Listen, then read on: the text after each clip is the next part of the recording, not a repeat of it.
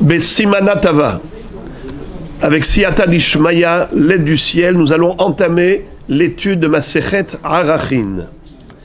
Arachin, c'est le pluriel de Erer.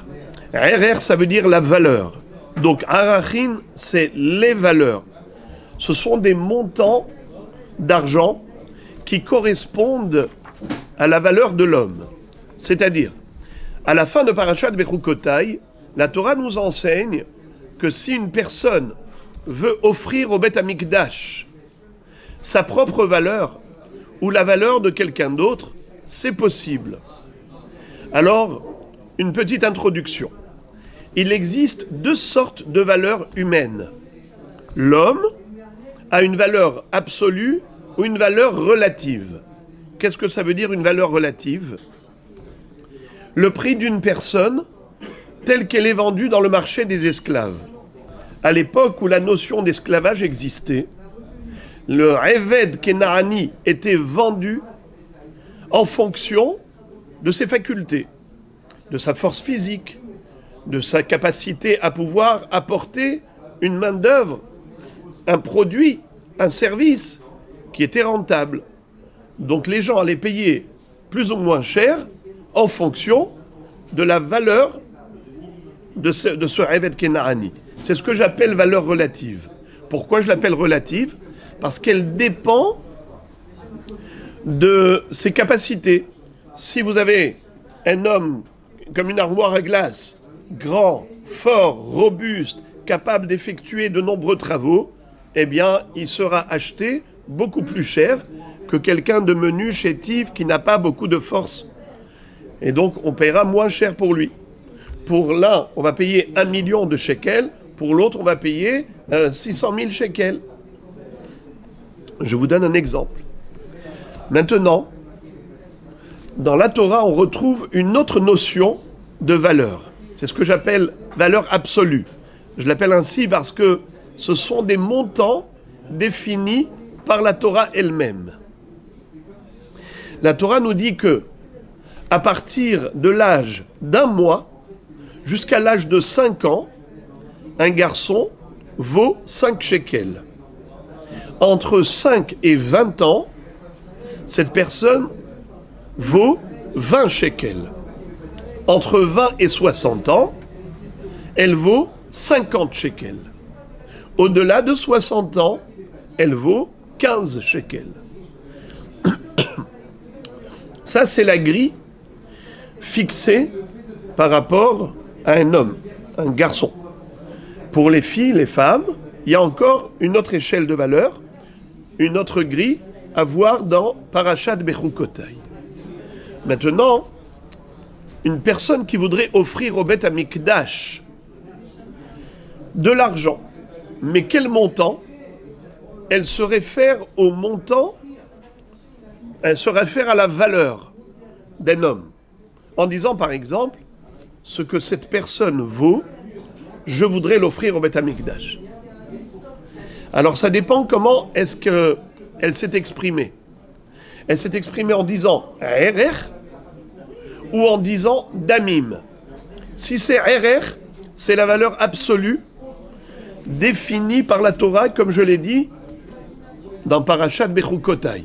5 shekels, 20 shekels, 50 shekels, 15 shekels. Mais si la personne n'a pas fait un Erer, elle n'a pas offert le Erer au Beth Amikdash, elle a offert des damim. Dans ce cas, ça s'appelle neder. Un homme qui a fait un neder d'offrir au Beth Amikdash la valeur de cette personne ou de cette personne. Si c'est en tant que neder d'offrir les damim, et non pas en tant que arachin, en tant que erer, alors cette fois-ci, comment on va définir le montant ? Il faut aller au marché des esclaves et évaluer, estimer la valeur de cet homme. Quand j'ai dit, je voudrais offrir au Beth Amikdash la valeur de cet homme, quelle est sa valeur en tant que neder, pas en tant que erer, va voir au marché des esclaves. Un homme qui fait sa taille, qui a sa force, qui a ses facultés, ce que ça va coûter ce que cela va coûter dans le marché des esclaves, c'est exactement ce montant que tu dois au Beth Amikdash.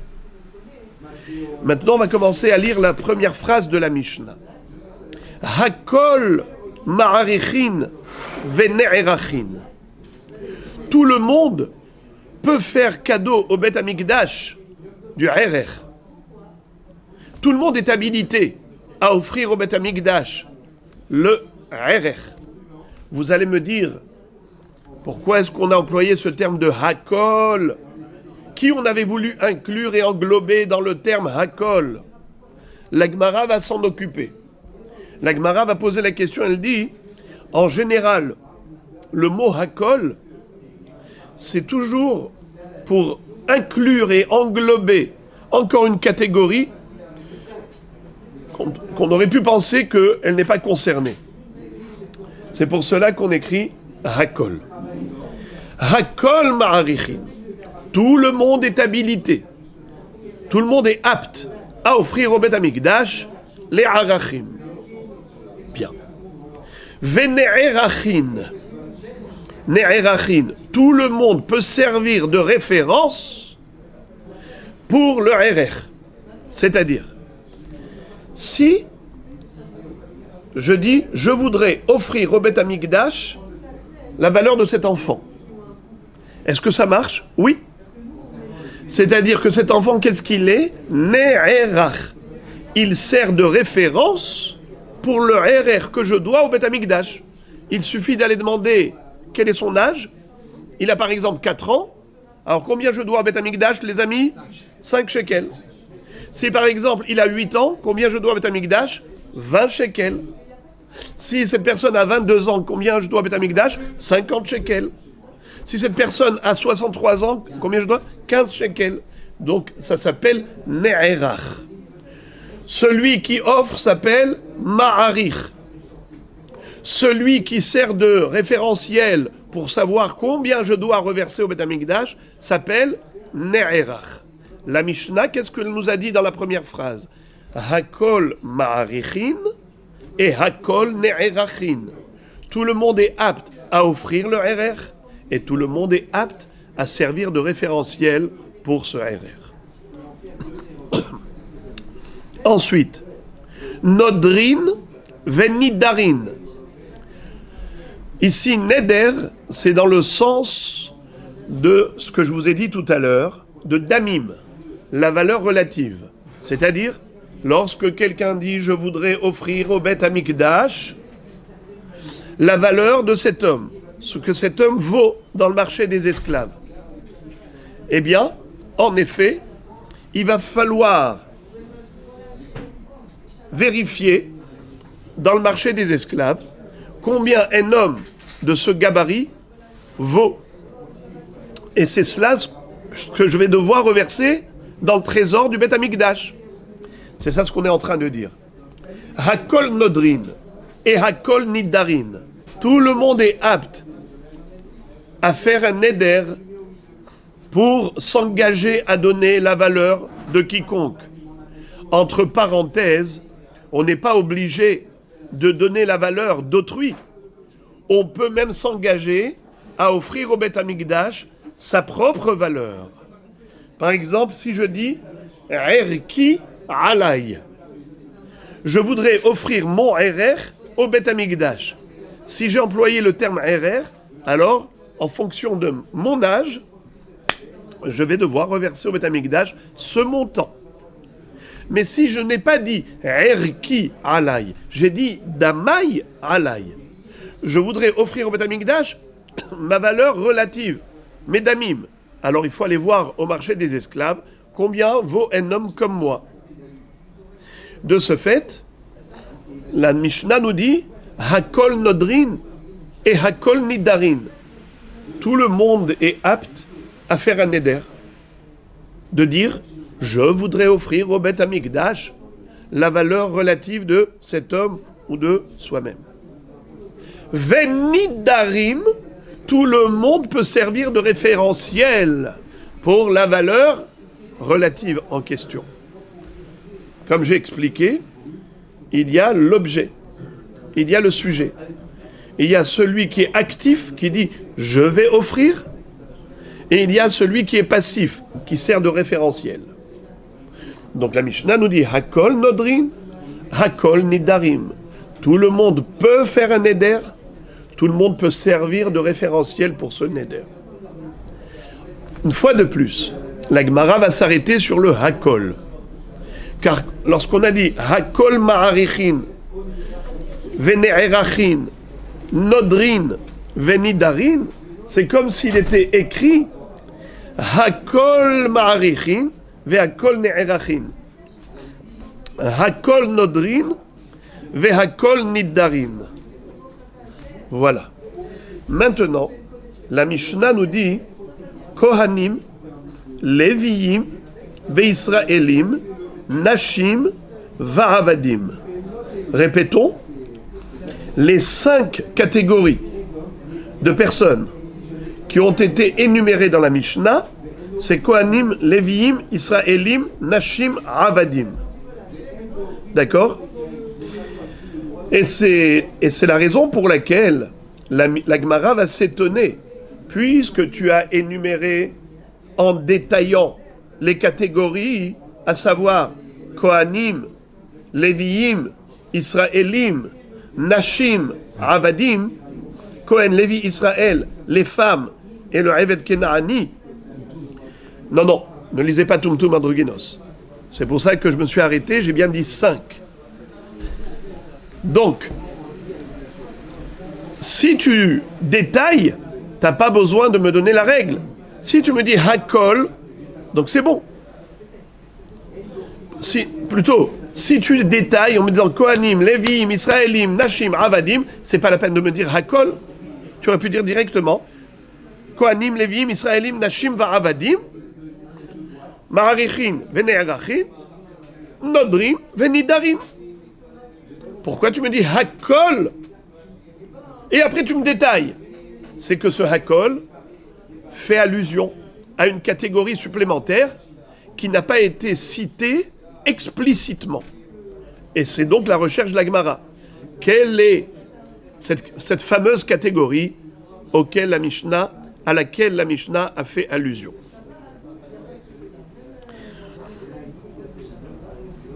J'ouvre une parenthèse pour dire que les Avadim ici en question, c'est Eved Kenaani.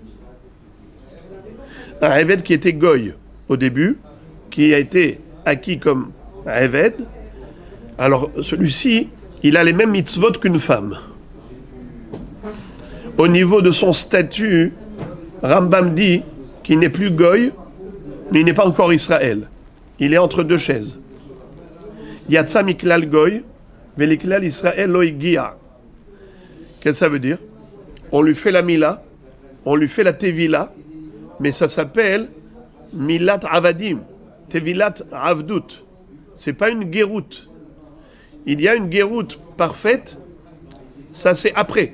Si jamais il est libéré, alors à ce moment-là, il deviendra juif.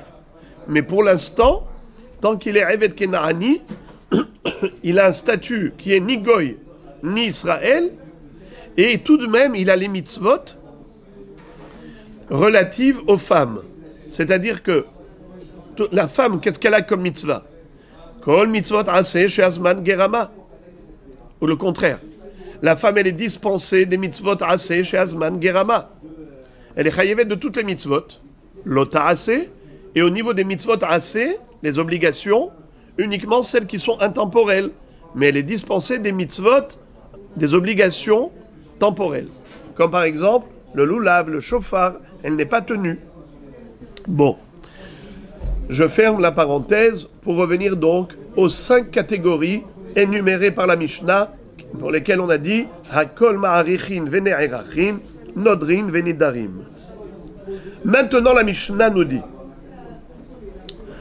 Tumtum ve'androgynos, nodrin venidarin ou ma'arichin, avalo ne'erachin, she'eno ne'erach, ela hazachar vadai, ou nekeva vadait.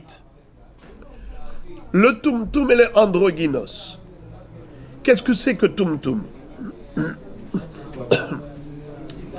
Tumtum, c'est un être qui est pour l'instant asexué, c'est-à-dire on ne sait pas à quel genre il appartient. Est-ce que c'est Zachar ou Nekeva? Pourquoi? Parce que au niveau de l'appareil génital, il y a comme une couverture, une peau, qui fait que cette personne-là, ce petit bébé, on ne sait pas qu'est-ce qu'il est, garçon ou fille. De ce fait, il est Safek Zachar, Safek Nekeva. Il se peut qu'un jour, lorsque cette peau va se déchirer, l'appareil génital va se découvrir, on saura à ce moment-là si c'est un garçon ou une fille. Mais pour l'instant, on est Safek Zachar, Safek Nekeva. Tum Tum, ça vient du mot Atum, fermé. Alors pour l'instant, c'est fermé. Androgynos, c'est le contraire. Androgyne, c'est un être qui est bisexué. Il a aussi bien la Zachrut comme la Nakvut. Il est Zachar et Nekeva en même temps. L'autre, il est Safek Zachar, Safek Nekeva. Et le androgynos, il est et Zachar et Nekeva. Vous savez que la limite de l'eau, c'est quoi? C'est le sable. Akadosh Baruch Hu a demandé au sable de délimiter la mer. Hok samta bal yaravorun, bal yeshuvu nechasot et haaretz. Ça veut dire que le sable qui est tellement fin, c'est incroyable. Chaque grain de sable, c'est minuscule. Mais regardez qu'est-ce que c'est que la force. L'union fait la force. La force de la Ahdout. Un grain de sable, c'est rien. Mais des milliards et des milliards et des milliards et des milliards de grains de sable, ça fait le sable de la mer, le sable de la plage, qui empêche la mer d'inonder le monde. Gevul samta, bal ya'avorun, bal yeshuvu nechasot haaretz. Tu leur as mis une frontière. Et ils ne peuvent pas dépasser cette limite et aller inonder le monde, la planète Terre. Je me redis, donc la mer est délimitée, elle a sa frontière. L'eau a ses limites. Exactement. Les nations du monde ont été comparées à l'eau. Maïm Rabim, lo yochlu lechabot et ahava. Et Am Israël a été comparé au sable, puisque Akshbaruch a dit à Avraham Avinu, à Yaakov Avinu,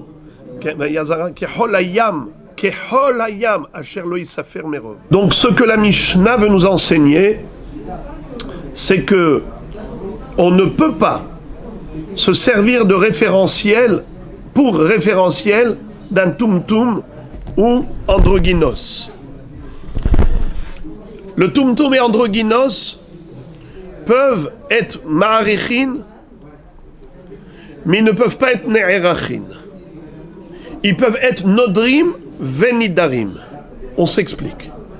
On a déjà dit que la différence entre neder et erer, entre nedarim et arachin, c'est quoi la différence?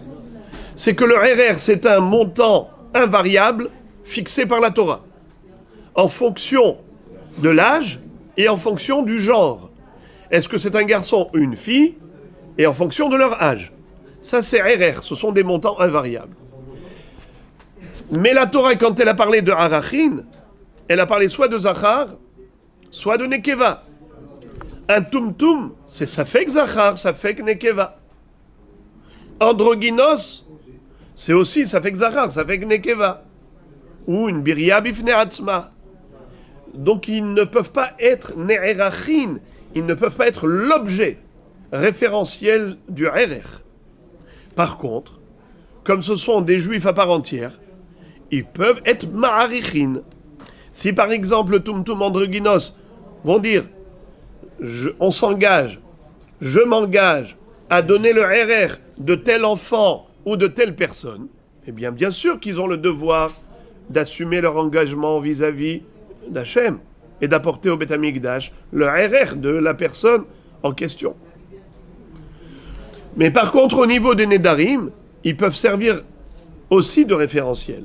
Si par exemple quelqu'un dit je fais un Neder de donner au Beth Amikdash la valeur de ce tumtum ou de ce androgynos, il faut aller au marché des esclaves et voir combien il coûte en tant que esclave.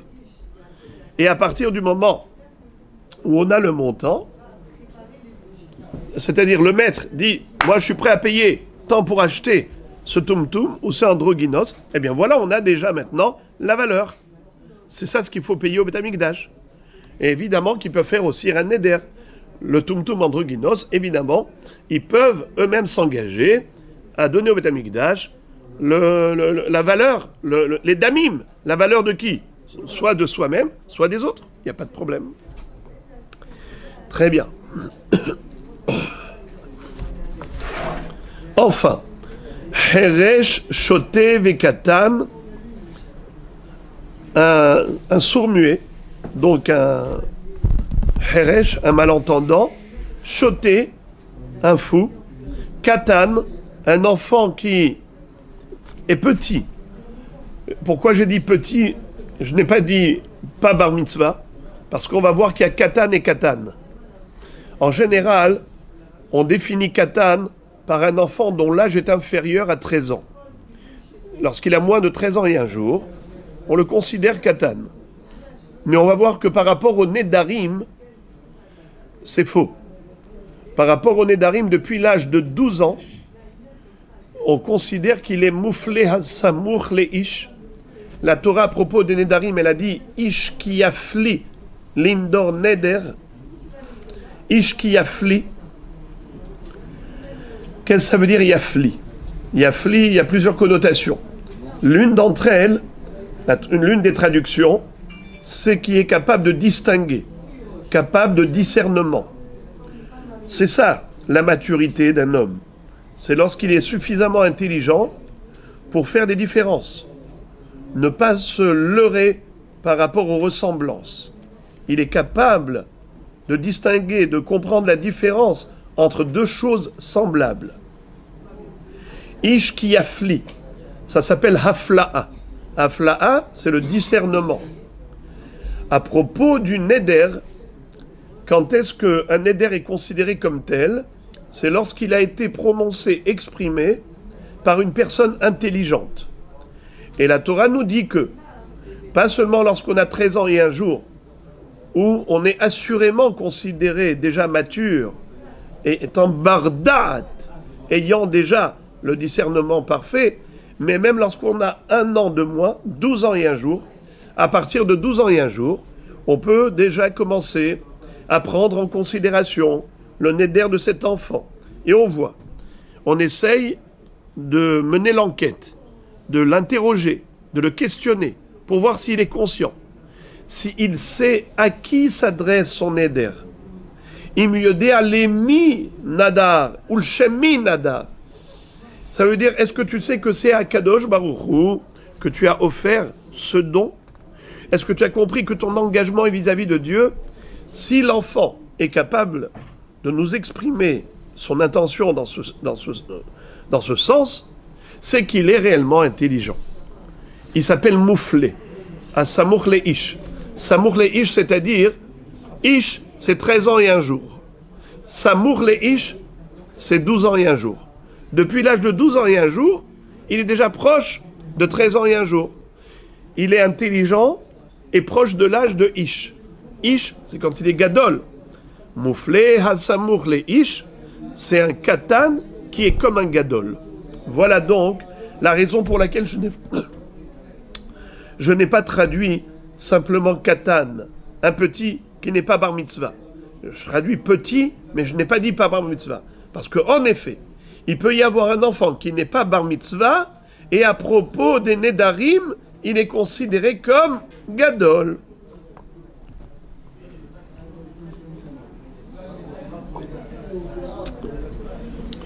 Répétons. Heresh shote vekatan, nidarin vene'erachin, aval lo nodrin velo ma'arichin, mipene shen baem da'at. Ils peuvent servir de référentiel. Le Heresh shote vekatan, ils peuvent servir de référentiel, même s'il est choté, même s'il est fou. Mais quel âge il a, ce fou-là?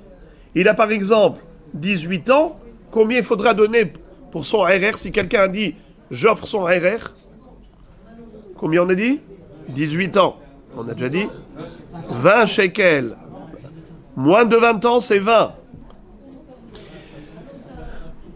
Et si, par exemple, je dis, je donne sa valeur au marché des esclaves, je fais un neder, aussi pareil, on va voir combien il coûte au marché des esclaves, ce shoté, et il faudra donner cela au Beth Amikdash. Heresh, shoté, vekatan, peuvent servir de référentiel pour le neder ou pour le RR, mais eux-mêmes ne peuvent pas être actifs. Pourquoi? Comme ils n'ont pas de conscience, en baem da'at, donc ils ne peuvent pas faire la mitzvah de RR. Un neder, c'est pas shayach. Eux-mêmes, ils ne sont pas conscients de ce qu'ils disent. Mais malgré tout, ils peuvent servir eux-mêmes d'objet. C'est-à-dire qu'en fonction de leur valeur, une personne peut s'engager. Gemara. La Gemara maintenant va poser la question. Hakol ma'arichin le'atuyemai. Qu'est-ce qu'on a voulu dire en disant Hakol? Puisque plus tard on va dire Kohanim Levim Israélim, Nashim Va'avadim. Alors on a déjà tout inclus. Que voulait-on rajouter par le mot Hakol? La Gemara nous dit Hakol le'atouye mufla hasamour leish. C'est exactement ce que je venais de dire. Qu'on veut inclure et rajouter une catégorie nouvelle. Un katan qui est considéré gadol. Bien qu'on ait exclu clairement le katan, mais il y a katan et katan. Il y a katan hasamour leish. C'est qui? C'est celui qui a déjà 12 ans et un jour, et en plus il a l'intelligence. Lorsqu'on a interrogé cet enfant après le neder, après le RR, on lui a dit, tu sais envers qui tu t'es engagé quand tu as fait le neder, quand tu as exprimé ta volonté d'offrir le RR? Il dit, bien sûr que je sais. C'est à Kadosh Baruch Hu. J'offre à Hachem au Beth Amikdash ce RR. Eh bien, en effet, lorsqu'il est capable de ce discernement, il a cette maturité, il est en effet considéré comme Gadol. La Gemara continue, elle dit d'accord, tu m'as très bien répondu par rapport à Hakol Ma'arichin, le premier mot de la Mishnah, Ma'arichin. Mais maintenant je voudrais que tu m'expliques par rapport au deuxième mot, Ne'erachin, comme s'il y avait écrit Hakol Ma'arichin et Hakol Ne'erachin.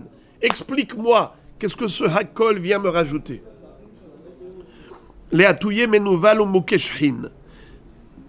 C'est pour rajouter celui qui est menouval ou mukeshhin, c'est-à-dire quelqu'un par exemple qui a des furoncles et il est plein de lésions de plaies, des plaies purulentes. Cette personne-là, elle est insoutenable au regard. On ne peut pas la regarder en face, tellement c'est écœurant, tellement c'est difficile. Alors, on aurait dit que cette personne-là n'a pas de RR. Pourquoi j'aurais pu penser ainsi? Salkadatach Amina, j'aurais pu penser, j'aurais pu dire Neder be'erkech active. Dans le pasuk c'est écrit Ish ki yafli neder be'erkecha nefashot. Alors on aurait pu penser que le mot RR qui est juxtaposé au mot neder dans la Torah, on aurait pu penser Kol sheyeshno bedamim yeshno ba'arachim vechol she'eno bedamim eno ba'arachin kamash ma'lan nefashot kol dehu. Qu'est-ce que ça veut dire? Étant donné que la Torah écrit le mot neder à côté du mot RR, nous aurions pu croire que qui peut être l'objet de RR que celui qui peut être l'objet de neder. Neder, on a déjà dit que c'est les damim, la valeur relative par rapport au marché des esclaves. Un homme pareil, un menouval ou mukeshhin, combien il coûte dans le marché des esclaves? 0. Pourquoi? Personne ne voudra acheter un homme pareil comme esclave pour le ramener chez lui à la maison. Il est écœuré, il est répugnant, donc il ne va pas l'acheter. Donc 0 valeur au niveau d'amim. dans le marché des esclaves. J'aurais pu penser, étant donné que la Torah a juxtaposé le RR au Neder, j'aurais pu penser que de la même façon qu'il n'a aucune valeur au niveau Neder, ainsi il n'a aucune valeur au niveau RR. C'est ce qu'on aurait pu croire. La Torah vient te dire non. Nefashot. Après tout, c'est une âme qui vit. Il y a là une vie. Au niveau des Arachim, le RR, il est relatif à la vie et non pas relatif à sa valeur dans le marché des esclaves. Voilà donc le mot Hakol de Ne'erachin, c'est pour inclure laquelle catégorie? Menouval ou Mukeshrin. Encore. Nodrin, les Atuyemai.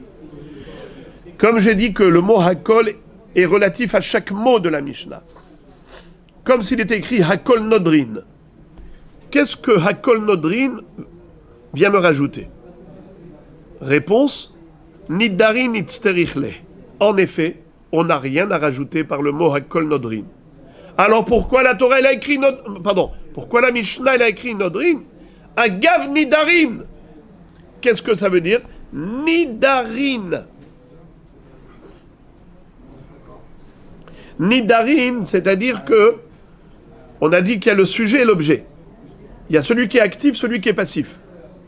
Il y a le référentiel, c'est l'objet, la personne qui sert de référence au niveau du montant, et il y a la personne qui s'engage, qui fait le neder.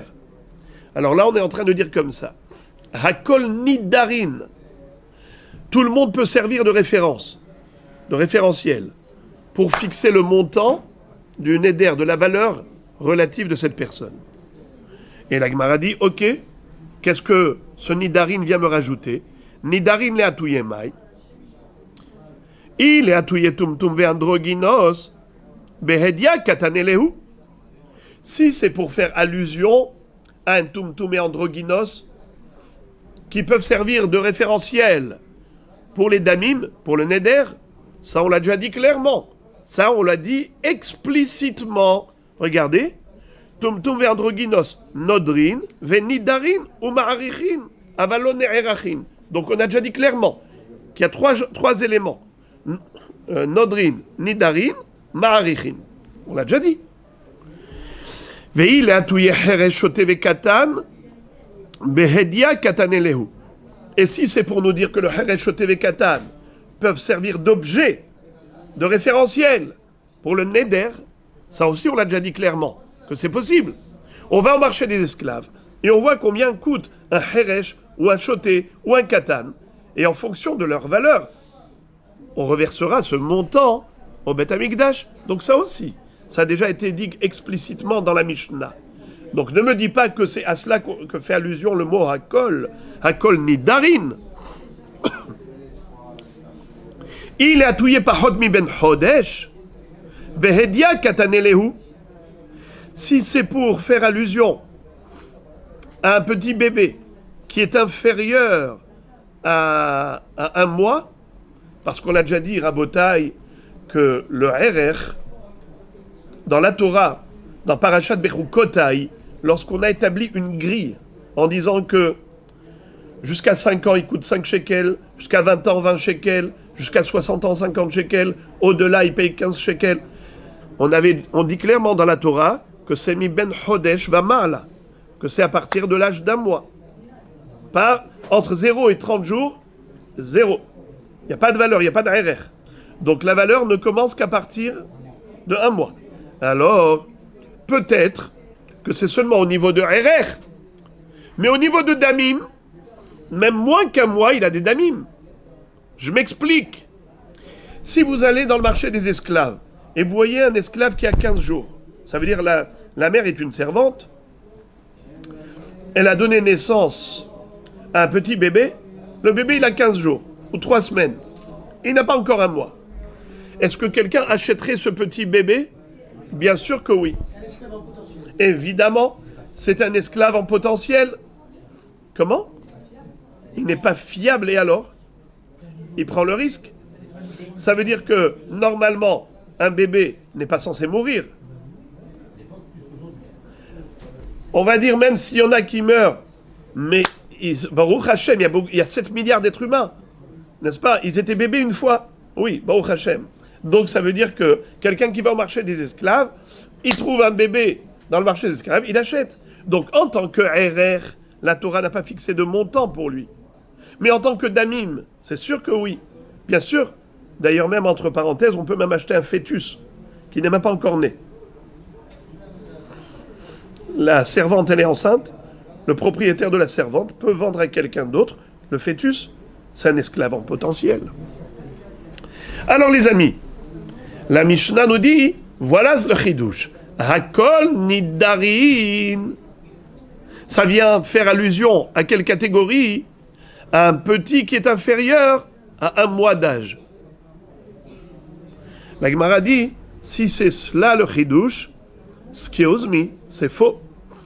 Behedia katanela. Si vous regardez dans le Dafé, tournez quelques pages, vous allez voir, il y a là-bas une Mishnah qui dit clairement, regardez.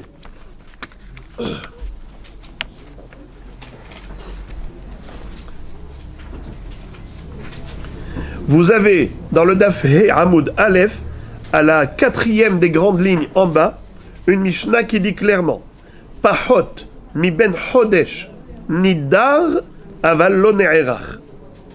Vous entendez? Elle est petite cette Mishnah, hein? Très sympa. Regardez. Pahot mi ben chodesh, moins d'un mois. Nidar aval lo ne'erach. Il peut servir de référentiel pour un neder, mais pas pour arachim. Donc, Behedia Katanela, c'est écrit clairement, explicitement. Donc on n'a pas besoin de me dire ici que on a fait allusion. On ne peut pas me dire qu'ici on a fait allusion à cette halakha, puisqu'elle est déjà enseignée clairement.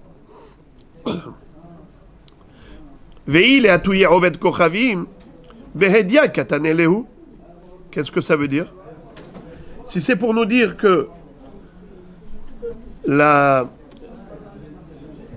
qu'un goy peut servir de référentiel, si quelqu'un dit je donne au Beth Amikdash la valeur de ce goy, qu'est-ce qu'il faut faire? On va au marché des esclaves et on voit combien une personne pareille coûte. Eh bien, ça aussi c'est écrit clairement.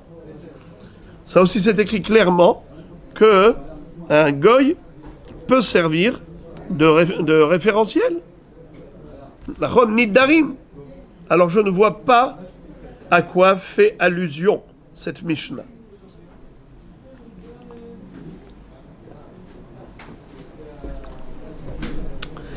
Aïe aïe aïe aïe aïe aïe. La Gemara répond Le'olam pachot mi ben chodesh vetane vehadar mefaresh. Behemet, le chidouche de Hakol Nidarin, c'est pour faire allusion à un petit dont l'âge est inférieur à 1 mois.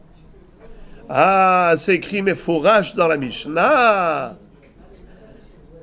Tane ve'adar mefaresh. Ce n'est pas étonnant, ce n'est pas choquant qu'au début on fait allusion à quelque chose qu'on va enseigner clairement plus tard. Au début, c'est par allusion, et après, c'est explicite. Dans notre Mishnah, on nous dit Hakol Nodrim Venidarin. Tout le monde peut servir de référentiel pour le Neder. C'est qui Hakol? Eh bien, ne t'inquiète pas. Je fais allusion à une catégorie que je vais t'expliquer très clairement dans la Mishnah suivante, dans le Dafé. C'est qui? Parot mi ben chodesh. Bien qu'en tant que RR, il n'a pas de RR, mais en tant que damim, il a damim, et donc il peut être nidar. C'est quoi nidar? Servir de référentiel pour le neder. Quelle est la différence entre noder et nidar? Noder actif, nidar passif. Noder, c'est celui qui fait le neder. Nidar, c'est celui qui sert de référentiel pour la valeur qu'il faut reverser au Beth Amikdash. D'accord. On continue. Hakol somchin, le'atuyemai. Maintenant, la Gemara va faire un genre de statistique. Où est-ce que c'est écrit Hakol? Ou est-ce que c'est écrit Hakol? Donc elle fait un constat. Elle dit le mot Hakol au début d'une Mishnah. On retrouve ça dans plusieurs Mishnayot. Et puisque tu as eu la gentillesse de m'expliquer à quoi faisait allusion le mot Hakol dans Masechet Arachin, s'il te plaît, tant qu'à faire, explique-moi aussi tous les Hakol du chasse. Allez, on va faire défiler des Mishnayot qui commencent par Hakol, et à chaque fois, s'il te plaît, aie la gentillesse de m'expliquer à quoi fait allusion ce terme de Hakol.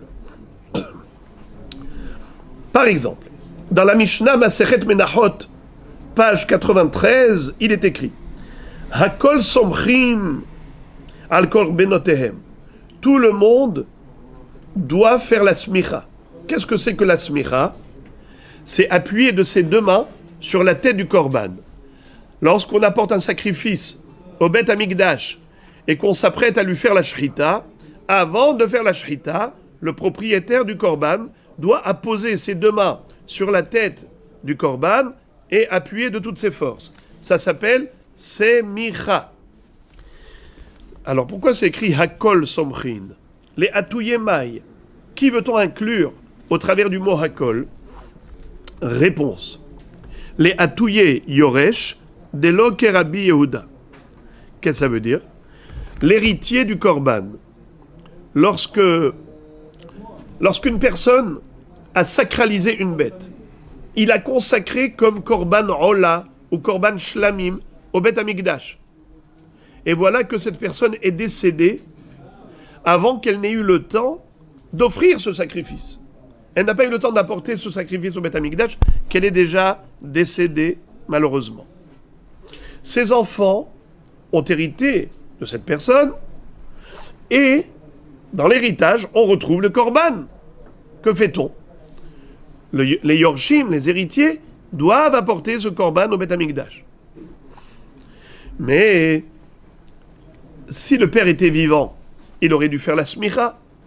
Est-ce que les héritiers sont habilités à faire la smicha? Mahloket. Rabbi Yehuda dit non. Hachamim disent oui. Alors la Mishnah qui dit Hakol Somchin, tout le monde peut faire la smicha, est habilité à la faire. Qu'est-ce qu'on veut faire allusion? On veut faire allusion à quoi? Au Yoresh, selon Hachamim. Cette Mishnah donne raison au Hachamim en disant que le Yoresh est habilité et même a le devoir de faire la smicha à la place de son père. Vedelo et Rabbi Yehuda, contrairement à l'avis de Rabbi Yehuda. Encore, Hakol Memirin, les Atuyemai. Les Atuye Yoresh. Delo ke Rabbi Yehuda. Detania, Yoresh Somer, ve Yoresh Memir, Rabbi Yehuda Omer, Yoresh eno Somer, ve Yoresh eno Memir. Qu'est-ce que ça veut dire?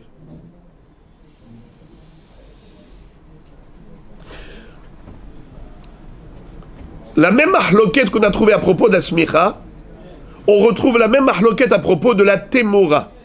Et là, je voudrais que vous entendiez cette notion de temora. Qu'est-ce que c'est, temora? Traduction du mot temora, c'est échange. Imaginons quelqu'un qui veut échanger son korban. Il avait consacré une bête, elle est désormais sacrée, elle est korban ola ou korban shlamim, il a fait un neder.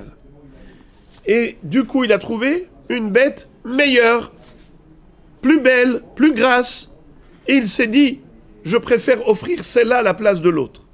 C'est interdit d'échanger un korban. On n'a pas le droit. Lo yahalifenu velo yemirenu. Et si jamais il a transgressé le issour, il a quand même fait la tmoura, il a quand même voulu transférer la kedusha du premier korban sur l'autre, vehayahu utmorato kodesh. La Torah nous dit que les deux bêtes seront sacrées. Les deux bêtes seront korban. La première n'aura pas été déchargée de sa kedusha. Elle reste en vigueur et elle a contaminé l'autre. Donc cet homme a fait un issour, mais tout de même, le résultat de son action, c'est que les deux bêtes sont korban. Maintenant, est-ce qu'un étranger qui n'est pas propriétaire de la bête, s'il fait une tmora, est-ce que ça sert à quelque chose? Mais pas du tout. Si un étranger qui n'est pas propriétaire du korban vient, il dit que la kedusha du korban A passe sur la bête B, est-ce qu'il va y avoir une contamination? Non. L'effet de la tmora ne peut pas avoir lieu si ça a été fait par un étranger. Question. Quel est le digne de l'héritier, le yoresh? Est-ce qu'il est considéré comme étranger ou est-ce qu'il est considéré comme le père? Mahloket. Hachamim disent yoresh memir. Rabbi Yehuda Omer yoresh eno memir. La mahloket, elle est exactement pareille, comme pour la smicha. Chacun est fidèle à lui-même, à sa propre opinion. Rabbi Yehuda qui disait yoresh eno somer, il pense que yoresh eno memir. Hachamim qui disent yoresh somer, ils disent yoresh memir. Voilà. Donc la Mishnah qui dit hakol memirin, tout le monde est habilité à faire temora, on fait allusion à qui? Au yoresh, selon l'avis de qui? Hachamim et pas Rabbi Yehuda. Très bien. Si les choses s'arrêtaient là, ça aurait été simple. Mais elles ne s'arrêtent pas là. La Gemara, maintenant, va essayer de nous expliquer, de nous démontrer quelle est la raison de Rabbi Yehuda, quelle est la raison de Hachamim. Pourquoi l'un dit oui et l'autre dit non. Maïtama de Rabbi Yehuda. Korbano velo korban aviv. Veyalif tehilat ekdesh misof ekdesh. Ma sof ekdesh yoresh eno somer. Af tehilat ekdesh yoresh eno memir. Qu'est-ce que ça veut dire? Rabbi Yehuda s'appuie sur le mot korbano. Le mot korbano figure 3 fois à propos de la smicha. La smicha du korban shlamim, on retrouve le terme korbano qui est répété à 3 reprises. C'est ce que nous dit Rashi. Regardez s'il vous plaît vers le bas. Rashi dit korbano. Gabe smichat ktive, tlata korbano. Gabe shlamim. Beparashat Vayikra. Vedarish Rabbi Yehuda. Ehad minayhu. Korbano. Velo korban aviv. Vous l'avez compris les amis. La Torah nous dit à propos du shlamim, korbano. Qu'est-ce que ça veut dire korbano? Son korban. Le fait que la Torah ait précisé son korban à propos de la smicha, ça veut dire que la smicha ne peut avoir lieu que si le korban lui appartient. Mais si le korban ne lui appartient pas à lui, il n'a fait qu'hériter de son père, ça veut dire qu'à l'origine, c'était le korban du père. C'est le père qui l'a rendu korban. L'héritier est considéré comme un étranger. Parce que c'est pas lui qui l'a rendu korban. C'est pas korbano. Korbano velo ayoresh. Ça c'est à propos de quoi? Du Hekdesh. Mais ça, le Hekdesh c'est quoi? C'est ce qu'on appelle Sof Hekdesh. Mais c'est quoi Tchilat Hekdesh? Tchilat Hekdesh, c'est la sacralisation d'une bête. Quand quelqu'un fait Temora, qu'est-ce qu'il a fait? Il a contaminé une bête qui était profane par la kedusha d'une bête qui était korban. La bête qui était korban, elle a impacté la bête qui n'était pas korban. Celle qui n'était pas korban, qu'est-ce qu'elle était? Profane, elle était hol. Le hol est devenu kodesh. Comment ça s'appelle? Tehillat ekdesh. Et juste avant le sacrifice, qu'est-ce qu'on fait? Semicha. La semicha, c'est quand? Sof ekdesh. C'est juste avant le sacrifice. Je répète. Tehillat ekdesh, sof ekdesh.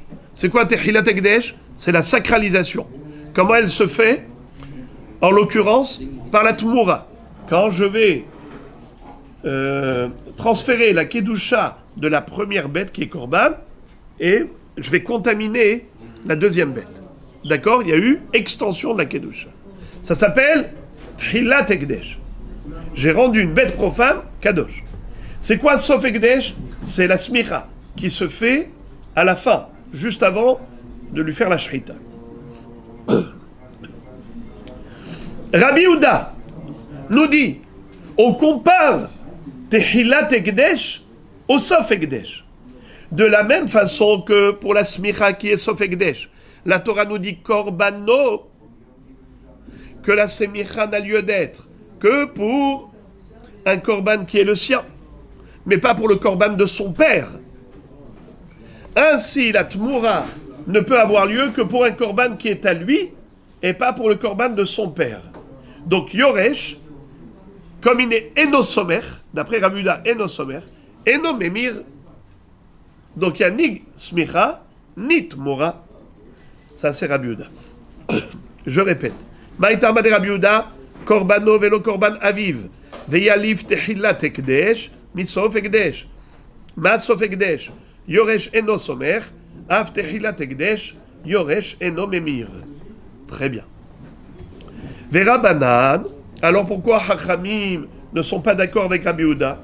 A priori, Rabbi Yehuda a raison. Réponse, Hamer Yamir, les rabot et Ayoresh. Alors ils disent que la Torah a répété le verbe, les hamir, faire échange. Ve'im hamer yamir. Et si échange, il échangera. Pourquoi la Torah dit hamer yamir? Pour inclure le yoresh. Pour nous dire que, bien qu'en général les étrangers ne sont pas habilités à faire la tmoura, mais le yoresh, l'héritier, lui, en effet, il est apte à réaliser la tmoura. Alors, une fois qu'on a déjà ce limoud qui s'appelle Tchilat Ekdesh, Ma'at veyalif, Sof Ekdesh mit Tchilat Ekdesh, Ma'at Tchilat Ekdesh, Yoresh Memir, Af Sof Ekdesh, Yoresh Somer. On compare la fin au début. De la même façon que le début de la sacralisation, qui se fait par la Tmoura, le Yoresh est apte et habilité à le faire, ainsi le Sof Ekdesh, la Smicha, le Yoresh est habilité à faire la smicha. Après, la Gemara pose la question légitime. Verabanan, hay korbano, may avdele. Slicha, hachamim. Pourquoi vous n'êtes pas d'accord avec Rabbi Yehuda? Mais Rabbi Yehuda, il a cité un pasouk. Qu'est-ce qu'il dit ce pasouk? Korbano. La smicha, elle se fait seulement par rapport à son korban. Pourquoi la Torah dit korbano? Pour dire son korban à lui et pas celui d'un étranger. Ce qui exclut tout étranger, même l'héritier.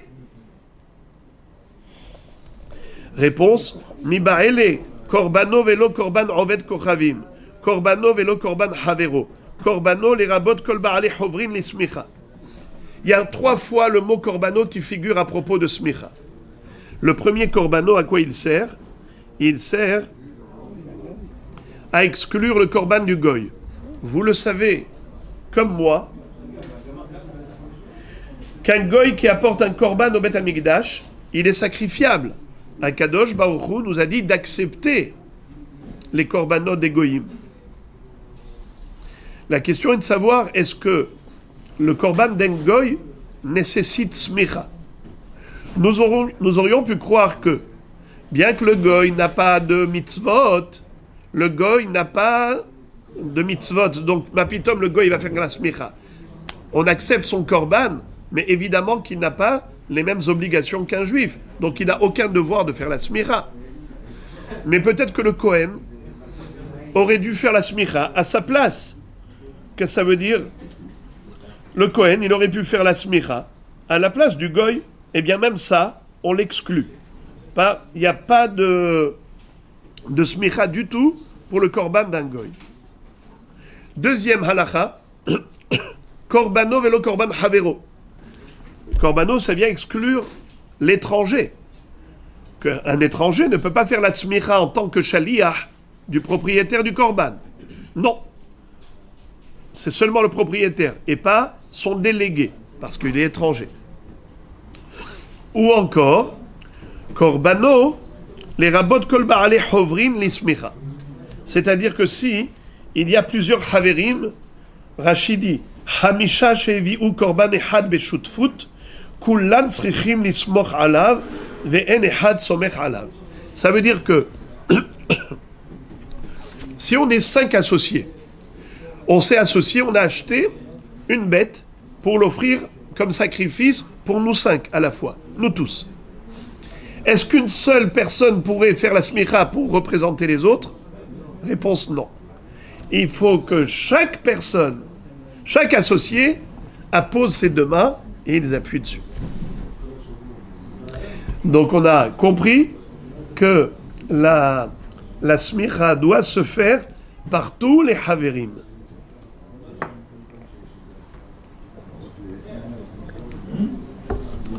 Quelle est la différence entre un délégué?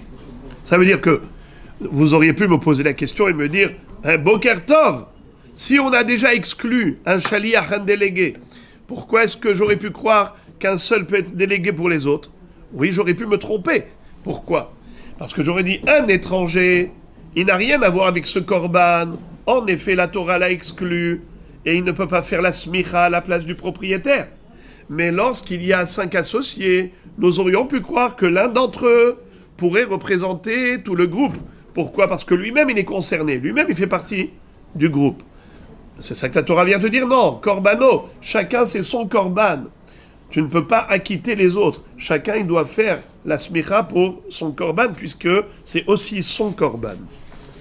Donc on a compris que pour Hachamim, les 3 mots, korbano, korbano, korbano, chacune de ces terminologies véhicule un message. Maintenant, la Gemara va poser la question à Rabbi Yehuda. Elle va lui dire, Rabbi Yehuda, toi tu as utilisé un korbano pour exclure le yoresh. Donc il n'y a pas 3 korbanos qui sont libres. Pour Hachamim, il y a un korbano, les ma'et goy. C'est-à-dire que le korban du goy n'a pas besoin de smicha. Deuxièmement, korbano velo havero. Un étranger ne peut pas faire la smicha pour moi, pour mon korban. Je ne peux même pas le déléguer. Troisièmement, korbano, les rabot kol ba'alei hovrin, les smicha. Que tous les haverim qui sont associés doivent faire la smicha. Donc les 3 korbanos sont utilisés.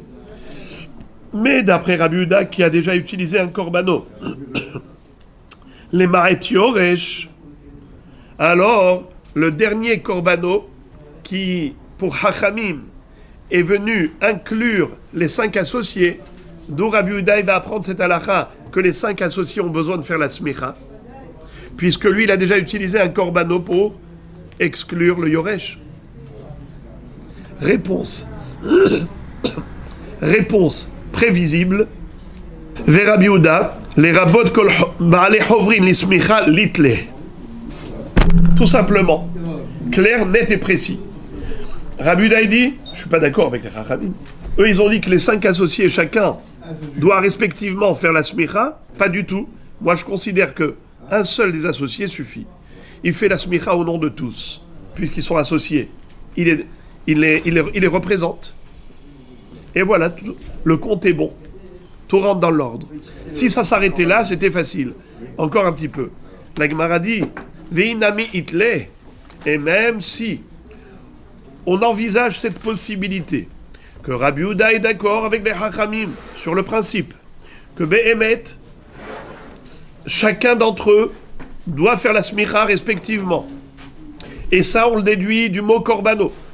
Question, mais comment tu peux avoir 4 enseignements avec 3 mots? 3 mots, c'est 3 enseignements, pas 4. Regardez ce qu'il va expliquer. Oved kochavim vehavero mehad kra nafke. Oved kochavim vehavero mehad kra nafke. C'est-à-dire, lorsque la Torah dit korbano velo havero, elle inclut aussi korbano velo oved kochavim. Parce que ces 2 limoudim se dégagent de la même source. C'est-à-dire que la Torah te dit, le propriétaire du korban doit faire la smicha. Donc korbano, velo havero. Korbano, velo oved kochavim.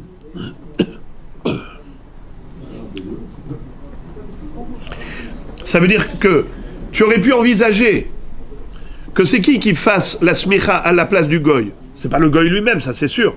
Donc c'était qui le Kohen? Le Kohen c'est un étranger par rapport au goy. Puisque la Torah me dit que la smicha doit se faire obligatoirement par le propriétaire de la bête, et pas un étranger, donc Korbanov et lo Havero, forcément, Korbanov et le goy. Pourquoi? Parce que le goy lui-même, de toutes les façons, il n'a pas de mitzvah de faire la smicha. Qu'est-ce qu'on aurait pu concevoir? Qu'est-ce qu'on aurait pu envisager? Que le Kohen fasse la smicha à la place du goy. Mais le Kohen, il est étranger, il n'est pas propriétaire de ce korban. Celui qui est propriétaire du korban, c'est le goy. Et puisque la Torah dit korbano, c'est seulement le propriétaire du korban qui doit faire la smicha. Donc il est tout à fait logique que le Kohen soit exclu. De la même façon qu'on a dit korbano velo havero. Donc korbano velo rovet kochavim. Le Kohen, il ne peut pas remplacer le rovet kochavim. De ce fait, aitere lehoutre had korbano velo korban aviv veidach les rabot kol ba'alei hovrin nismicha. Qu'est-ce qui me reste? 2 korbanos disponibles. One pour exclure l'héritier. Rabbi Yehuda te dit, même l'héritier est considéré comme un étranger. D'où je le sais? Parce qu'on t'a dit korbano et pas l'étranger. Korbano vélo, qui tu veux exclure encore? Quelqu'un qui est proche du père. Et qu'on aurait pu croire qu'il n'est pas étranger. C'est-à-dire l'héritier. Eh bien, même lui, il est exclu. On veut que ce soit korbano, le père, et pas le fils. On a compris comment Rabbi Yehuda a déduit korbano velo ayoresh. Et après ça avait idach, et le dernier korbano, les rabot kol ba'alei hovrin ismicha. Le dernier korbano, c'est pour dire que chacun doit faire sa smicha. Quand il y a 5 associés, chacun d'entre eux doit faire sa smicha respectivement, et il ne peut pas déléguer un associé pour faire à sa place. Donc, Baruch Hashem, tout est rentré dans l'ordre. Il manque plus maintenant que un dernier détail à comprendre. Rabbi Yehuda, hay hamer yamir may avidle. Qu'est-ce que Hachamim avait dit? Ils ont dit que le Yoresh est habilité à faire la smicha à la place de son père. D'où ils l'ont déduit. Ve'im hamer yamir oto. Pourquoi la Torah dit hamer yamir? C'est une répétition. Réponse, hamer yamir, c'est pour dire hamer, le propriétaire, yamir, c'est l'héritier, qui ressemble au propriétaire. Lui, Rabbi Yehuda, qui n'est pas d'accord, et il dit korbano velo ayoresh. Qu'est-ce qu'il va faire avec cette répétition de la Torah? Hamer yamir, la Torah n'a pas répété pour rien. Réponse, mi ba'el et les rabot et isha. C'est pour inclure les femmes. La Gemara demande, Rabbi Yehuda, hay hamer yamir, may avidle. Qu'est-ce que fait Rabbi Yehuda avec la répétition? Vim hamer yamir. Puisque Hachamim avait déduit de là que c'est les rabot et yoresh, que le yoresh il peut faire tmoura. Et après, une fois qu'ils ont appris que le yoresh il peut faire tmoura, ils ont appris aussi que le yoresh il peut faire smicha. Lui, Rabbi Yehuda, qui dit que le yoresh ne peut faire ni smicha ni tmoura, qu'est-ce qu'il fait avec la répétition des verbes? Veim hamer yamir. Réponse, mi ba'el et les rabot et aisha. C'est pour nous dire que la femme, elle est habilitée à faire tmoura. C'est-à-dire que si elle a voulu échanger le korban par un autre, eh bien la deuxième bête sera impactée par la première, elle sera également sacrée comme la première bête. Et d'où on apprend des Tanya, comme c'est écrit dans la Braïta, les filles chez Kol Ha'inyan eno medaber ela belashon zachar masofenu les rabot et aisha, puisque tout le sujet de Tmoura était conjugué au masculin, d'où sait-on que la femme également est concernée. Talmud lomar ve'im hamer yamir. C'est par la répétition du verbe. Hamer, c'est les hommes, yamir, la femme. Verabanan, et Hachamim, eux, d'où ils vont apprendre que la femme également est habilitée à faire Temora. Verabanan, mi ve'im. C'est le mot ve'im. Il y a ceux qui disent que c'est le vav, il y a ceux qui disent que c'est les mots tout entiers qui est en plus pour dire ve'im, faire allusion à la femme. Et Rabbi Yehuda, ve'im lodarish. Mais pour Rabbi Yehuda, le ve'im n'était pas suffisant pour inclure la femme, il avait besoin de tout le verbe. Fin du sujet. Et maintenant, la Gemara cite encore une Mishnah où on retrouve le terme Hakol et elle cherche à comprendre pourquoi est-ce que c'est écrit Hakol. En l'occurrence, c'est une baraïta. Hakol Hayavin Besuka. Tout le monde est tenu d'accomplir la mitzvah d'Asuka. Qu'est-ce que le mot Hakol fait allusion, est venu faire allusion? Les Atouye ça inclut quoi? Les Atouye, Katan, chez Enot Sarich le Imo. Ditnan Katan, chez Enot Sarich le Imo, Hayav Besuka. À propos de la mitzvah de la Souka, comme pour beaucoup de mitzvot assez, il y a une mitzvah de Hinour. Hinour, c'est-à-dire éduquer les enfants. Dès qu'ils ont atteint l'âge de l'éducation, il faut les entraîner à faire la mitzvah. À partir de quel âge un enfant doit être éduqué pour accomplir la mitzvah de la souka? Eh bien, figurez-vous, c'est dès le moment où il n'a plus besoin de sa mère. Tant qu'il a encore besoin de sa mère, quand il se réveille le matin, il dit « Maman, maman », il reste dans son lit jusqu'à ce que maman vienne le tirer du lit, eh bien, il n'est pas encore tenu de cette mitzvah d'éducation. Ça veut dire que son père n'a pas le devoir de l'amener à la souka. Par contre, dès que l'enfant est autonome, il n'a plus besoin de sa mère, alors le père doit l'amener à la souka. Ditnan, katan she'eno tzarich leimo, hayav besouka. Hakol hayavin belulav, le'atouye mai. Lorsque la Mishnah nous dit, plutôt la Baraïta, nous dit que un enfant, tout le monde doit faire la mitzvah du lulav. C'est qui tout le monde? Le'atouye katan hayodea lenarneya. Ditnan, katan hayodea lenarneya, hayav belulav. Le hakol hayavin belulav, ça fait allusion encore une fois au katan. Mais à partir de quel âge son père a le devoir de l'éduquer et de l'entraîner à la mitzvah du lulav? Dès le moment où il sait faire les na'anoim. Pas à partir du moment où il est capable de tenir le lulav dans la main. À partir du moment où il est capable de faire les na'anoim vers les 4 points cardinaux, au nord, au sud, à l'est et à l'ouest, vers le haut et vers le bas. Ça s'appelle les na'anoim. Donc lorsqu'il est capable de faire tous ces na'anoim 3 fois de chaque côté, c'est qu'il est déjà apte à la mitzvah, et donc le père a le devoir de l'éduquer.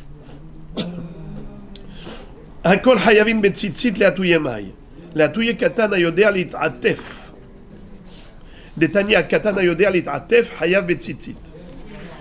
Pareil, que veut faire allusion le mot hakol à propos du hiyuv de tzitzit? Ça vient faire allusion à l'enfant dès qu'il est capable de faire le hitouf.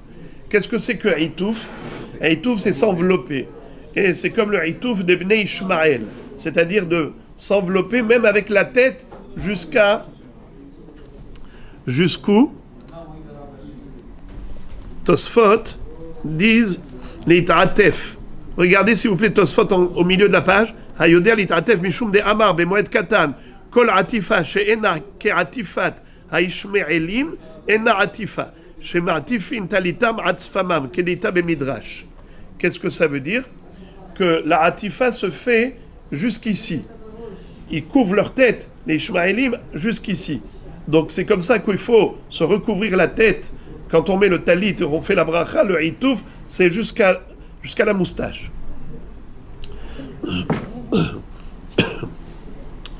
À partir du moment où il sait faire le hitouf, eh bien, il y a la mitzvah de tzitzit. Hakol hayavin bitfilin le'atouye mai, le'atouye katan hayodea lishmor tefilin. Detania, katan hayodea lishmor tefilin, aviv lokeachlot tefilin. À partir de quel moment le petit, il faut l'habituer à mettre les téphilines? Dès le moment où il est capable de se retenir. Quand il a envie de lâcher des odeurs, eh bien, c'est assourd lorsqu'on porte les téphilines. Si l'enfant est suffisamment mature pour comprendre que quand il a mal au ventre et qu'il a envie de se dégager, eh bien, il n'a pas le droit de porter les téphilines, il les enlèvera avant de lâcher des odeurs ou autre, eh bien, son père doit lui acheter les téphilines et lui faire mettre. Hakol hayavin bir'iya, le'atouye mai. Il y a une mitzvah de re'iya. Shalosh permis bashana yira'e kol zechurecha. Donc on doit monter 3 fois par an, à Pessah, Shavuot et Sukkot au Beth Amikdash, Alia la Regel, et à ce moment-là, apporter Korban Re'ia. Velo Yira'u Panay Rekam. Ish Kebirkat Hashem Shonatan Lach.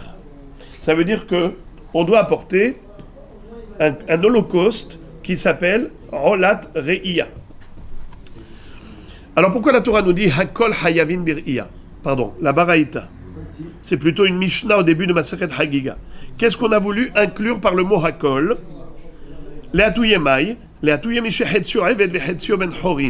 C'est pour inclure un cas atypique. Lequel? Celui qui était à moitié Eved Kenaani et à moitié Ben Horin.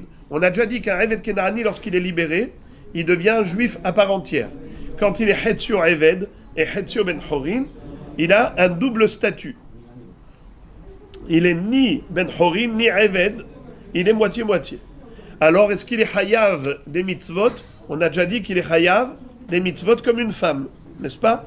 Est-ce qu'il a la mitzvah de monter au Bet Hamikdash Aliyah la Regel et d'apporter un holocauste? Hakol Hayavin Bir'ia, Le'atu Yemai, Le'atu Yemishe Hetzio Eved Ve'Hetzio Ben Horin. S'il est Eved Kenaani totalement, non. Mais si il est moitié-moitié, quel est le din? Alors on nous dit comme ça. Oui, il est Hayav. La Gemara dit, ok, Hakol, ça vient inclure Hetzio Evet, Hetzio Ben Horin. La Gemara pose la question, elle dit, Ul Ravina de Amar, Mishe Hetzio Evet, Hetzio Ben Horin, Patou Minariya, Leatu Yemai. Mais d'après Ravina, qui dans Masechet Hagiga nous a dit que celui qui a ce double statut, il est patour de la mitzvah de Aliyah la Regel, qu'est-ce que ça vient faire, ce pasouk? Leatu Yehiger Beyom Rishon Venitpachet Beyom Sheni. Ça vient faire allusion au Higer, à l'estropié, le boiteux, qui ne peut pas faire Aliyah la Regel, mais qui a guéri le lendemain. Ça veut dire, le premier jour de la fête, il était boiteux. Le deuxième jour, il a guéri, ou le troisième jour, il a guéri. Nitpachet Beyom Sheni. Alors, est-ce qu'il a le devoir de Tashlumin? Vous savez que pendant les 7 jours de la fête, il y a possibilité de se rattraper. Celui qui n'a pas apporté le Roladriya le premier jour peut apporter le deuxième jour, le troisième jour, quatrième jour, 7 jours. Pareil pour Sukkot, pareil pour Pessah. Et même pour Shavuot, vous vous rappelez que pourquoi est-ce qu'on ne fait pas Tahanoun pendant les 12 jours du mois de Sivan, depuis Rosh Chodesh Sivan jusqu'à Hag Shavuot, qui était le jour où Am Yisrael est arrivé au pied du mont Sinaï pour recevoir la Torah. Mais après Shavuot, pourquoi on ne fait pas Tahanoun pendant 6 jours? Jusqu'au 12e jour du mois de Sivan. Parce que le 6 Sivan, 6, 7, 8, 9, 10, 11, 12, ça fait 7 jours. 7 jours de rattrapage pour le Korban. Quelqu'un qui n'a pas apporté le Roladriya le premier jour, eh bien il peut apporter pendant 7 jours rattrapage.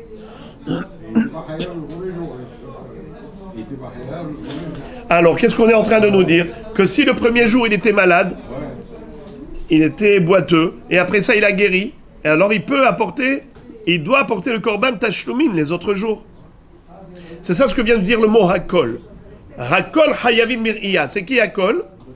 Le Higer Bayom Arishon, Venit Pachet Bayom Hasheni. La Gemara dit, excuse me, c'est pas tout le monde qui pense pareil, c'est une mahloquette. Il y a ceux qui disent qu'il est Hayav de Tashlumin, il y a ceux qui disent qu'il est Patour. De quoi ça dépend la discussion? Ça dépend si tu dis Kulam Tashlumin des Rishon ou bien Kulam Tashlumin Zelazé. Comment concevoir la notion de Tashlumin? Est-ce que le Hiyuv c'est le premier jour et les 6 jours d'après c'est un rattrapage possible par rapport au premier jour? Mais celui qui était Patour le premier jour, eh bien ça y est, c'est fini, il n'y a plus de rattrapage. La mitzvah de rattraper, c'est celui qui est Hayav, mais celui qui est Patour le premier jour, il ne peut pas y avoir de Chiyuv de rattrapage, puisqu'il n'y avait pas de Chiyuv le premier jour. Mais il y a ceux qui disent que non, chaque jour, c'est Tashlumin du jour précédent.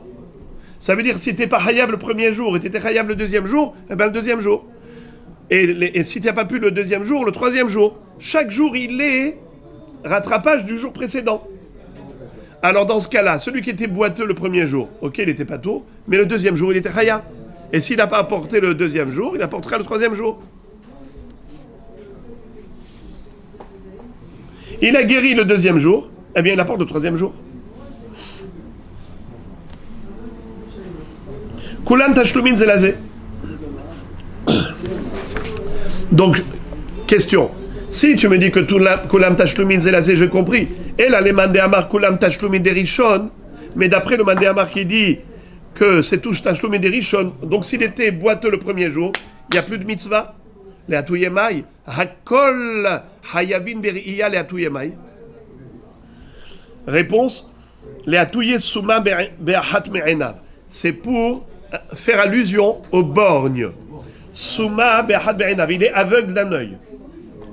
Udelo ki aitana, et c'est pour exclure l'opinion d'un hacham, d'un tana qui disait que le borgne, il est patour. Eh bien la Mishnah, elle dit non, il est chayav. Pourquoi il y en a un qui dit que le borgne il est patour? Detania Yohanan ben Dehavai Omer Mishum Rabbi Yehuda Suma be'ahat me'enav patour min ha're'iya shene'emar ir'e yira'e kederech sheba lir'ot kach ba lira'ot ma lir'ot b'shte enav af lira'ot b'shte enav. Qu'est-ce que ça veut dire? Shalosh pe'amim bashana yira'e kol zechurecha et pene ha'adon Hashem. Qu'est-ce que ça veut dire? 3 fois par an, Pesach Shavuot Sukkot, il faut aller pour se présenter à Hachem, se montrer à Dieu. Yerae kol zechurecha. Le mot Yerae se lit Yerae, mais s'écrit Ir'e.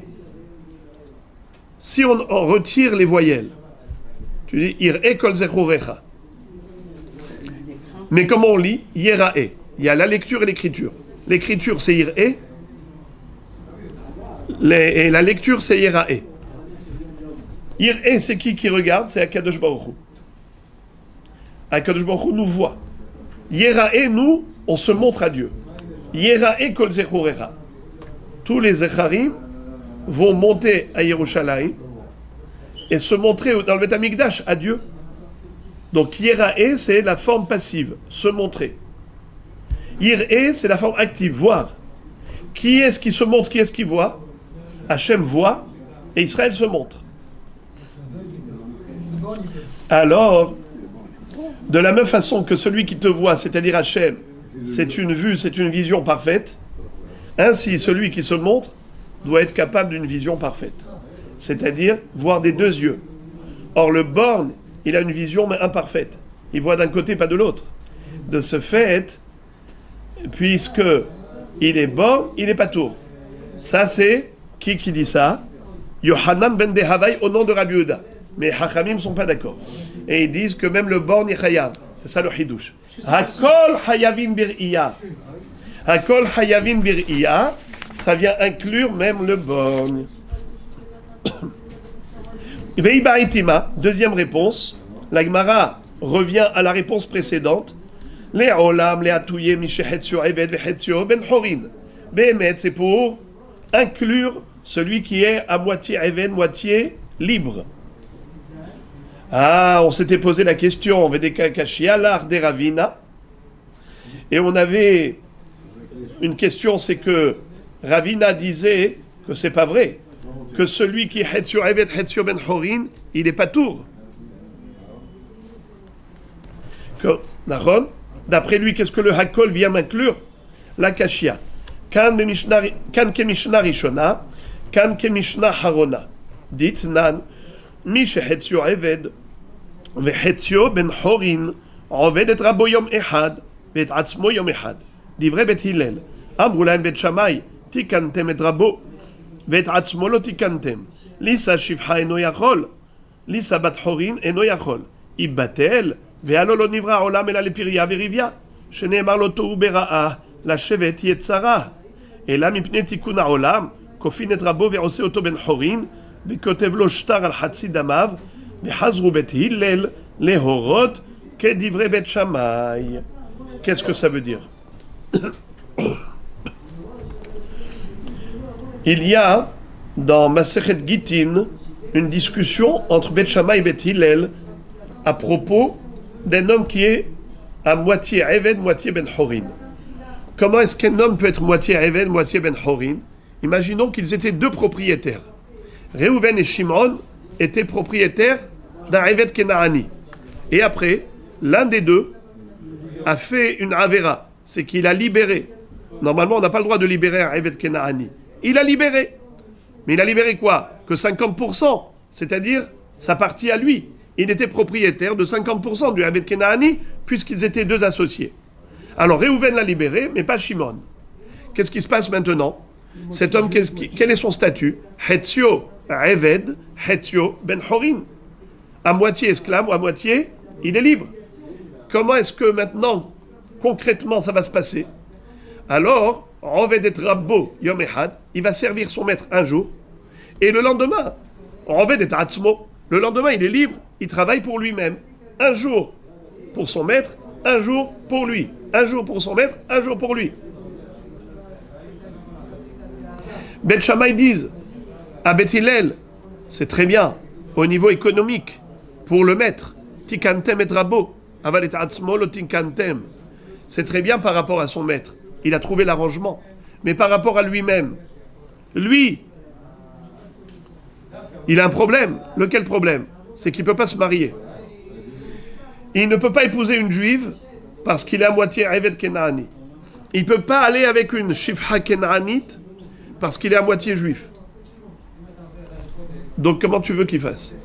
Il battelle, tu vas dire bon, eh ben tu restes sans femme, tu n'auras pas d'enfant. C'est pas possible. Vealo l'onivra olam et là, les piria verivia. Il faut avoir des enfants. Chez Nehemar, l'otohu bera'a, la shevet yetzara. Il n'a pas créé le monde pour le ramener au néant. C'est pour l'installer. Donc il faut qu'il y ait une pérennité du genre humain. Il faut permettre aux gens de se marier. Or celui-là, il est bloqué. Qu'est-ce qu'il faut faire? Voici le conseil de Bet Shammai. Kofin et rabo ve kotev lo get shehrour. On impose à son deuxième maître de le libérer également, afin qu'il puisse épouser une juive. Ah oui, mais le maître, il va dire, et moi, j'ai payé, par exemple, 500 000 shekels pour l'acheter. Alors on dit, maintenant, monsieur, Eved Kenaani, on vous impose de lui payer la dette. C'est 500 000 shekels qu'il a payé pour vous acheter, il faut lui donner. Alors lui, le Eved Kenaani, s'engage par écrit un acte notarié, un shtar hov, de payer la dette à son deuxième propriétaire. Et il le libère. Alors maintenant, Bet Hillel, on dit à Bet Shammai, vous avez raison. Bravo Bet Shammai, on vous applaudit. One minute. On vous applaudit, étant donné que Bet Hillel ont reconnu l'enseignement de Bet Shammai, alors on considère que ce Eved Kenaani a un statut d'homme libre, car on va d'après la finalité des choses. Puisqu'il est considéré comme libre, étant donné qu'on va imposer à son maître de le libérer, il est considéré comme déjà libre. Donc il a le devoir de monter au Beth Amikdash 3 fois par an et apporter le Korban Re'iyah. C'est-à-dire qu'on va d'après, selon la Mishnah Harona, comment c'est écrit. Regardez s'il vous plaît, Rashi. Mishnah Harona, Kodem shehodu Bet Hillel, haya beheskat eved, aval echar shehazru lehodot, ho'ilu biadenu leshahrero, kemeshuhrar dami, she'en reshud rabo alav, velo karinabe adon aher. Qu'est-ce que ça veut dire? Rashi dit que la raison pour laquelle un Eved Kenaani, pourquoi est-ce qu'il est dispensé d'un mitzvah? Pourquoi il est dispensé d'un mitzvah de Aliyah la Regel? Rashi dit parce que c'est écrit Shalosh pe'amim bashana yira'e kol zechurecha lera'ot et pene ha'adon Hashem mi she'en lo ela adon Hashem. Aval le Eved, il a un autre adon. Les Havdil, à part Hashem, il a un autre adon. Donc il est dispensé. Mais étant donné que celui-ci, il est destiné à être libéré. Pourquoi? Parce que son adon a l'obligation de libérer. Car le Beddin vont l'obliger à libérer son Eved, pour lui donner la possibilité de se marier, alors même si maintenant, à l'heure qu'il est, il est encore Hetzio, Eved, c'est comme s'il est totalement libre. Pourquoi? Car on se réfère à la réalité future. Puisque c'est sûr qu'il va devoir le libérer, c'est comme s'il est déjà libre. Donc dès à présent, il a la mitzvah de monter au Beth Amikdash, puisqu'il est considéré comme ayant un seul Adon, Hachem. Car le Adon qu'il a en chair et en sang n'est plus considéré Adon, puisque le Bedin lui impose de le libérer. Bien qu'il n'a pas encore libéré, c'est comme s'il a déjà libéré. C'est-à-dire qu'il n'a pas un deuxième Adon. Voilà le sujet. Maintenant, je vous écoute. Je disais, on lui impose 500 000 shekels. Mais déjà, il ne pouvait pas se libérer, disons, avec 1 million de shekels. Moi, il va pouvoir se libérer avec 500 000. Eh ben, il va travailler. Il va travailler, il va avoir de l'argent, et il va payer chaque jour de l'argent. Il va travailler comme esclave ou il travaille comme... Non, il va travailler. Maintenant, il ne sera plus esclave. Pourquoi il ne dit pas, quand il était esclave, je vais travailler dehors, libérez-moi, je vais travailler pour 1 million de shekels. On n'a pas le droit de libérer sinon. S'il n'y avait pas ces circonstances particulières du problème de mariage, on a même une interdiction de le libérer. Pourquoi il va devenir juif? Hein? La Torah dit Le'olam bahem ta'avodu vitnahaltem otam libnechem aharechem lereshet ahuza le'olam bahem ta'avodu. C'est pas une guéroute voulue. Il n'y a pas ici d'adhésion comme un guerre normal. C'est quelque chose qui se fait automatiquement. Et ça, c'est pas une adhésion par volonté.